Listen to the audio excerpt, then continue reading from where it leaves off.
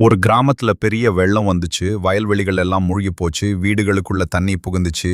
மக்கள் எல்லாரும் அவங்க கையில இருந்ததெல்லாம் இழந்து என்ன பண்றதுன்னு தெரியாம நின்னாங்க. ஒரு சிலர்லாம் முடிஞ்சு போச்சு. நாங்க இனி எப்படி வாழ போறோம்னு புலம்பினாங்க. அந்த கிராமத்துல ஒரு வயசான பாட்டி இருந்தாங்க. அவங்க கண்ல ஒரு சொட்டு கண்ணீர் கூட இல்ல. எல்லாரும் அவங்ககிட்ட கேட்டாங்க, "பாட்டி நீங்க எப்படி இவ்வளவு தைரியமா இருக்கீங்கன்னு?"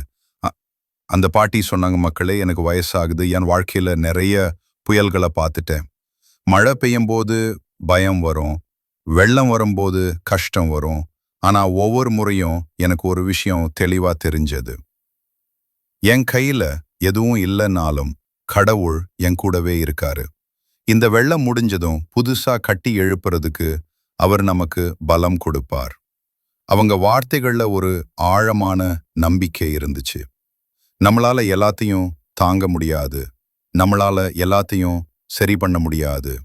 ஆனா நம்மளோட பலவீனத்திலையும் பலம் கிடைக்கும்னு பைபிள் சொல்லுது. நம்ம இப்போ பார்க்க போற ஒரு வசனம் அது நம்மை நம்பிக்கையோட இருக்க செய்யும். அப்போஸ்தலன் பவுல் ரொம்பவே துன்பப்பட்டாரு. அவருக்கு ஒரு முள் இருந்துச்சு. அது ரொம்ப அவரை வாட்டி வதைச்சுச்சு. அதை நீக்குமாறு 3 முறை கடவுளிடம் கதறி கேட்டாரு. ஆனா கடவுள் என்ன சொன்னாரு தெரியுமா? கடவுள் சொன்னாரு, "என் கிருபை உனக்கு போதும். பலவீனத்திலே என் பலம் பூரணமாய் விளங்கும்." ஆமென்.